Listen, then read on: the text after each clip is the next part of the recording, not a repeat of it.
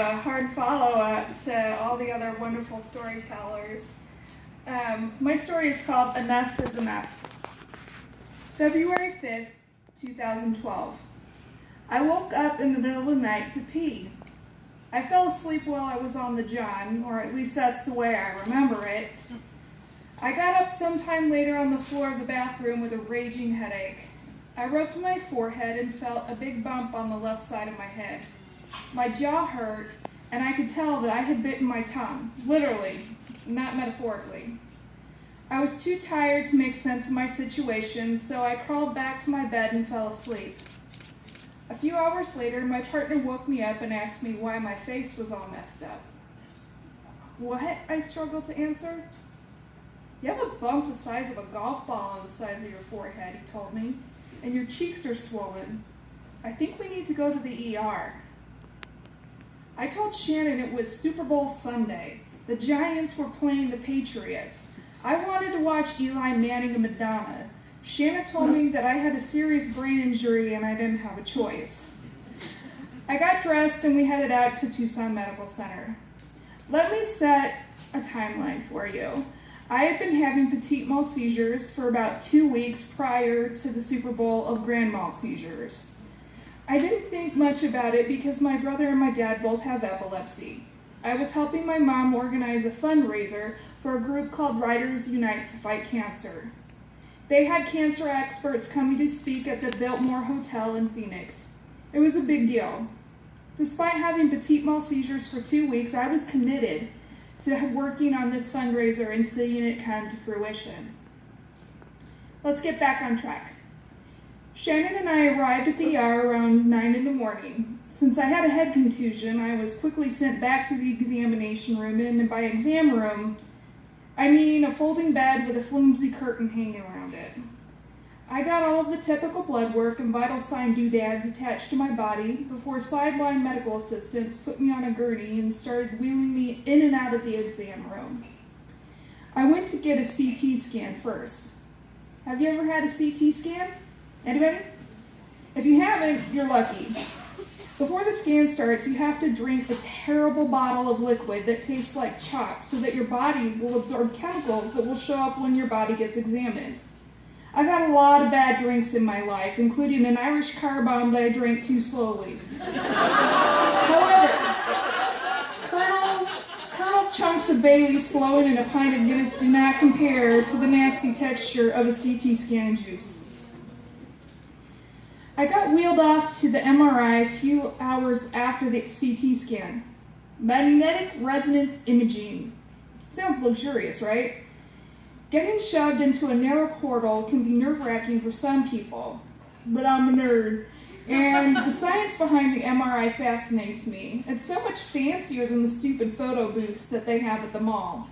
There's actual science happening in the tube. I learned about MRIs on a 3rd grade field trip to the hospital, and I had dreams of getting a scan. Be careful what you wish for. I was in the tube for what seemed like an eternity. There was a lot of banging noises inside the MRI machine. Lab techs let me choose a Pandora station so that I could listen to music while I was cooped inside the tube, but the machine makes so much noise that the soundtrack doesn't make a difference. I closed my eyes and tried to imagine what was going on in the Super Bowl. I got wheeled back to my sacred curtain corner in the ER when the MRI was finished. I could hear nurses watching the Super Bowl on a TV hanging up in the lobby.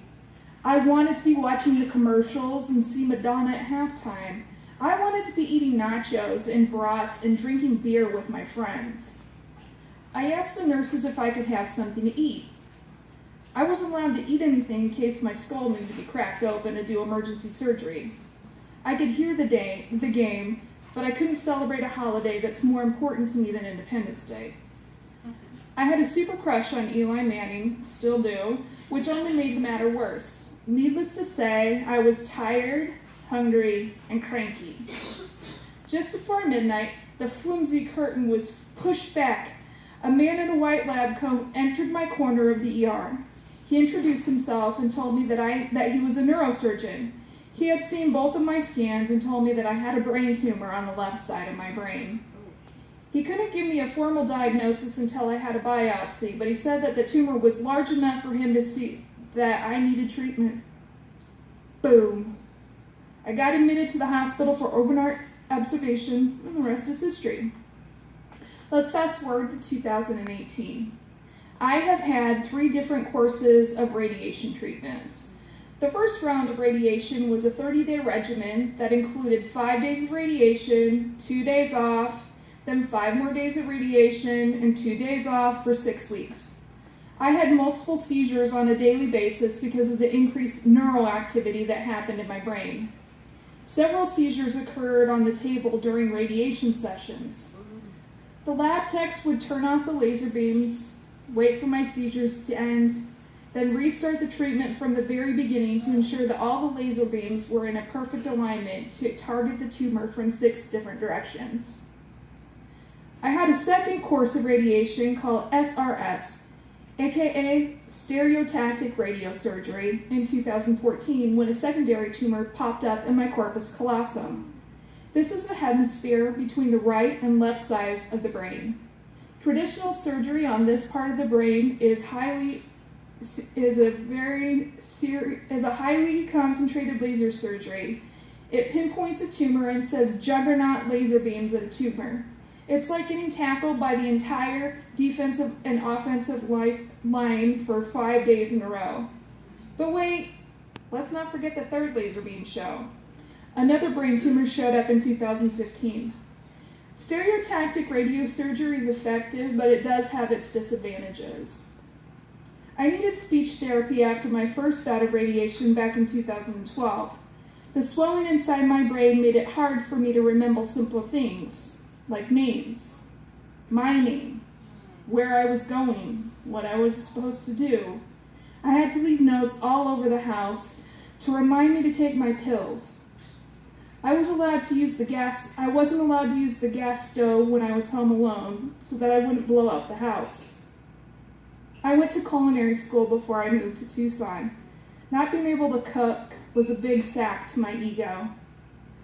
Speech therapy was and still is my saving grace, and as a side note, I really appreciate that my speech therapist came here today.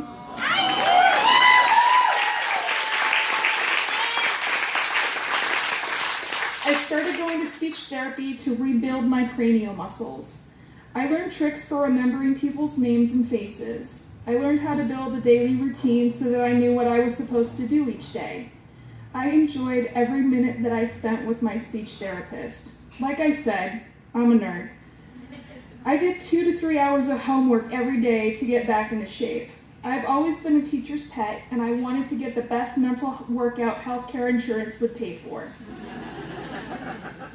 When the secondary tumors appeared in 2014 and 2015, I didn't wait to get into speech therapy. I insisted that I needed to get treated before I got the SRS so that I didn't have to throw a Hail Mary to stay in the game. The last time I got discharged from speech therapy, my speech therapist told me that there wasn't anything else that she could do for me. A neuropsychologist said that I tested at Mensa levels for speech and vocabulary, but that I had a short attention span. She said that I needed to focus on one thing at a time. No more doing crossword puzzles while I watch TV. No reading books with Snoop Dogg playing in the background. I had to learn how to focus, and I had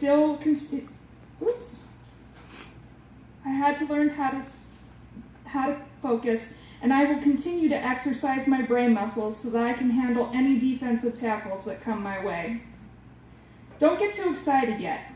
Medusa, my grade 3 astrocytoma, is still firmly enwrapped in my cerebral cortex.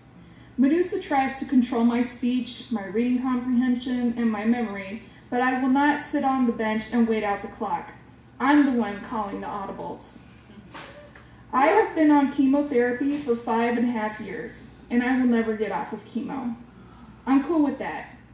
I accept that I'll be chilling like a villain in the chemo room until I decide that it's time to leave this life.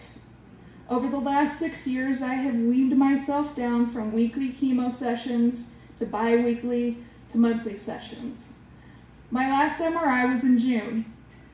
The MRI showed stability, and I have backed out to 5-week chemotherapy intervals.